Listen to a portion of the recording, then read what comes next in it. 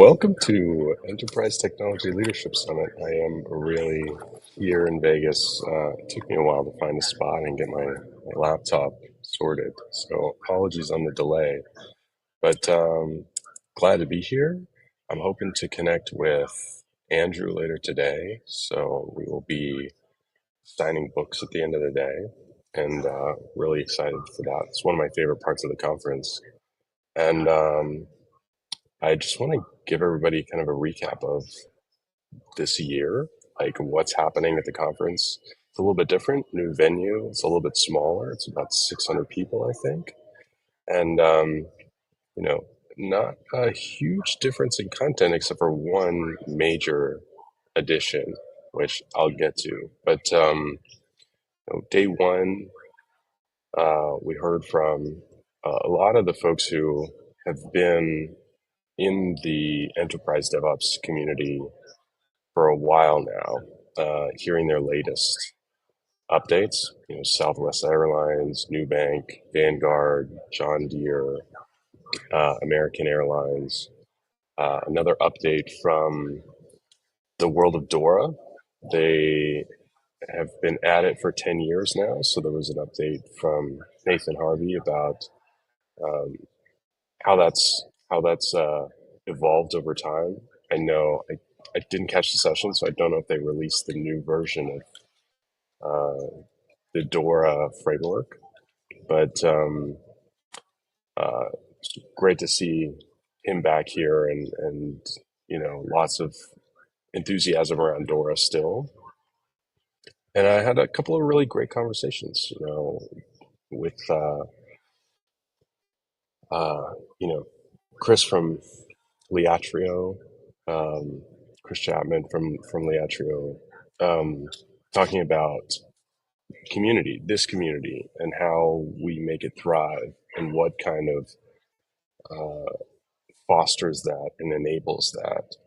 And so the uh, the piece that kind of came to mind with the history of DevOps Enterprise Summit, 10 years on that, and then now becoming the Enterprise Technology Leadership Summit.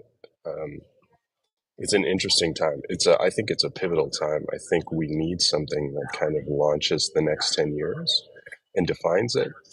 And I was trying to think about this, in that conversation. And I think the thing that kind of uh, shaped the first 10 years of this journey was continuous delivery. The idea that you could go faster than you imagined in software development. And, the next 10 years has to be defined by something, equally dramatic and powerful and exciting, right? To bring people into the community, to kind of hand this off from generation to generation. And so thinking about what that is exciting. I would love to hear what you folks think it is, what that thing is. I think the obvious answer is what folks are talking about today. The entire program today at Enterprise Technology Leadership Summit is Gen AI. So what happens in enterprise technology when generative AI is everywhere and a part of every aspect of software development, operations, incident response, reliability, scaling, infrastructure, et cetera, et cetera. So I'm excited to kind of catch some of those ideas and hear what people have been working on.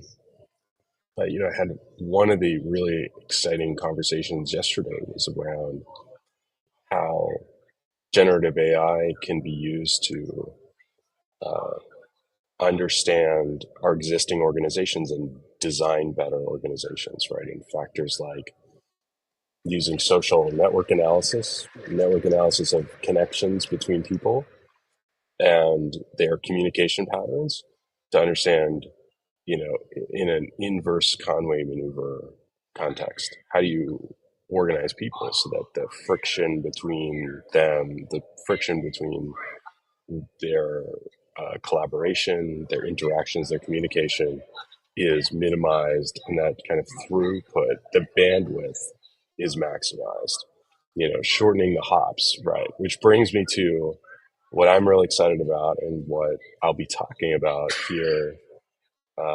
My paper with John Rouser from Cisco called Wiring for Flow. We're going to be speaking about that on Thursday after we run a workshop on flow engineering, Andrew and I. And if you haven't checked out Wiring for Flow, it's a paper that's been published. It's free to download through IT Revolution. And I'd love for you to take a look at it and give me your thoughts, because I think that it's really exciting to me to think about things that we have learned and developed and kind of mastered in the world of computer networking that are missing from organizational networks that I think will address some of the really huge challenges that we face in collaboration and scale and communication and getting work done. Moving work through an organization, getting the highest quality work. Right? You think about what happens in the internet. You fire a packet in on one end of the globe, and it gets to everywhere that it needs to go without falling apart, right? Without being compromised. And we need that level of integrity and consistency and performance in organizations, right? When we have an idea, when we send a message, when we have a strategy, when we have the kernel of something that might be valuable that we want to produce, how do we make sure that that gets all the way through every hop it needs to in order to make it to a customer? And then how do we get the communication back, the feedback on whether or not that was successful, whether we need to adjust, whether we need to pivot, whether we need to change course? I think that's really exciting. So that's what we'll be speaking about. Hopefully, getting some conversation back from folks about what they think of it, whether they think of it as a useful analogy or useful model for thinking about organizational work and communication.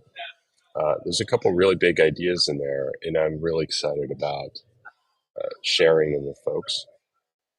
So if you do get a chance to check out the paper and get in touch with us, if you have experience in networking and you think we're missing something that you know about and we should incorporate into the ideas that we're trying to package up and present and put into the context of organizations, that would be awesome to hear. Also, if you think about different ways that organizations mimic computer networks or you see patterns, uh, that would be wonderful to hear about. And we'd love to be working on those ideas with anyone and everyone, because I think that there's some of these things that could be added in as practices, but they could also be tooling that supports these kind of um, enabling mechanisms, right, that help send information to the right person without overloading the network. How do you survive things like partitioning, right? How do you reliably maintain convergence on a network, basically alignment through the organization? So I get really excited thinking about this stuff because I think there's a lot we can learn. I think that our work inside of organizations is really messy, and sometimes that mess is really great, right? Sometimes wonderful things happen because it's a little chaotic and serendipitous. We run into people, we have water cooler conversations, but a lot of the time, we're just trying to get things done, and it takes so long, and it's so complicated, and it's so error prone. So I'm going to be investing a little bit further in this space and learning from a bunch of folks. I'm hoping to have a bunch of conversations with folks who know way more than me about networking and organizations and communication, to try and shore up my knowledge in this area and then incorporate that into follow up material where we dive a little bit deeper. We've already run into folks who uh, do things like organizational network analysis, um, applying graph theory to networks and organizations. And then there's also something I hadn't heard of before called social network analysis, which I think is a more social dynamic aspect of organizational network analysis. I just heard about that yesterday for the first time. So maybe that's something that we kind of dig into. So you know, this is the process. The process is very open. It's very much in front of everybody in public. That's how I like to work. So if you have ideas, if you have feedback, if we're totally in the wrong direction, let us know. Let me know, and you could be contributing to this work that I found a lot of value in, and I think could be very helpful for folks who are grappling with large scale organizational challenges with workflow. Um, yeah, so what I'm going to do is get back to the conference so I can tell you more about what happens because I missed a lot of the sessions yesterday, catching up on work. But I'm hoping to catch a lot of this Gen AI content today and think about how that could factor into flow engineering, how it could factor into organizational design and workflow.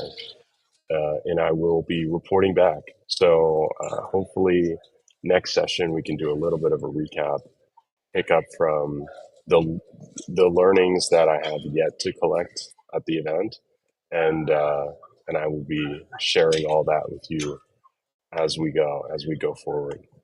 So if you're watching this and you're here, I hope to run into you. If you missed it this year and this has enticed you to come next year, I hope you do. I think it's a wonderful conference, and I'm always excited to come here and learn and just connect with folks who are in all these different spaces doing all kinds of different things, and hopefully unlocking that next 10 years. That's what I'm here for. I'm here to find out what is the next 10-year quantum leap that's really going to raise the tide and raise the bar for everybody who's been doing all the things, checking all the boxes, and maybe is looking for uh, the next order of magnitude improvement. So if I find it, I'll let you know.